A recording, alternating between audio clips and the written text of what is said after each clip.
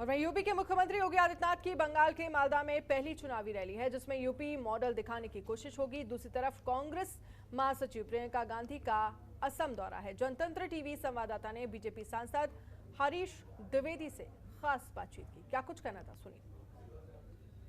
इस वक्त बातचीत करने के लिए हमारे साथ मौजूद हैं भारतीय जनता पार्टी से लोकसभा सांसद हरीश द्विवेदी जी। इनसे बात करते हैं।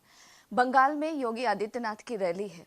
टीएमसी ये आरोप लगा रही है कि भारतीय जनता पार्टी ध्रुवीकरण कराने के लिए योगी आदित्यनाथ की रैली करवा रही है। देखिए, टीएमसी के पिछले 10 साल के शासन से वहाँ की जनता त्रस्त आ चुकी है।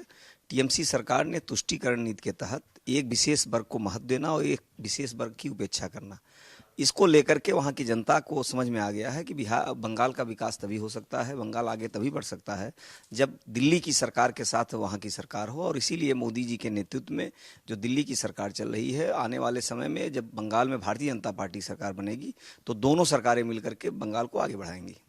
अगर बंगाल की बात करें, जिस तरीके से लगातार वहां पर हिंसा की घटनाएं सामने आ रही हैं, क्या आपको लगता है कि वहां पे लोकतंत्र है? नहीं, देखिए, ये कम्युनिस्टों के समय से ही और जब से ममता जी आई हैं तब से लगातार वहाँ पर लोकतंत्र का गला घोटा जा रहा है और ऐसी तमाम घटनाएं घटी हैं और इसको लेकर के केंद्र सरकार ने समय समय पर चेतावनी भी दी है। लेकिन मुझे लगता है कि वहाँ की जनता अब समझ गई है और ऐसी सरकार को इस बार उखाड़ फेंकेगी और भारतीय जनता पार्टी की वहाँ सरकार बनेगी।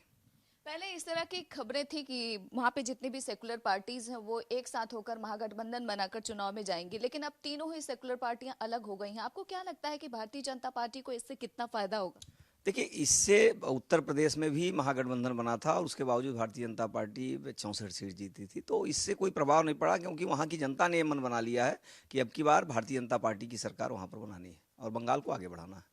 आखिरी सवाल प्रियंका गांधी के दौरे से है। उत्तर प्रदेश में भी दौरा करेंगी, लेकिन आजकल वो 2 दिवसीय दौरे पर असम में हैं। चाय बागानों के किसानों से मिल रही हैं और उनको इंसाफ दिलाने की बात कर रही हैं।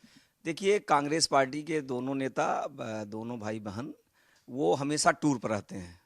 प्रायः वो विदेश के टूर पर रहते हैं और जब चुनाव आता है तो चुनावी टूर पर आते हैं। तो उत्तर प्रदेश की भी जनता, आसाम की जनता, पूरे देश की जनता ये समझती है चुनावी टूर पर है, चुनाव में घूमे टहलेंगे, उसके बाद चले जाएंगे। वहाँ आसाम में भारतीय जनता पार्टी की सरकार है और आसाम में भारतीय जनता पार्टी सरकार ने आसाम के विकास के लिए बहुत अच्छा काम किया है।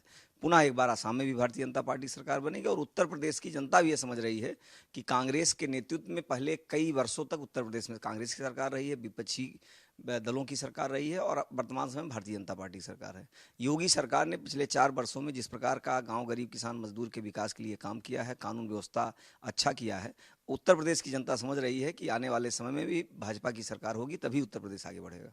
वक्त देने के लिए शुक्रिया। कैमरा पर्सन शेरा के साथ ममता चतुर्वेदी, जनतंत्र टीवी, दिल्ली।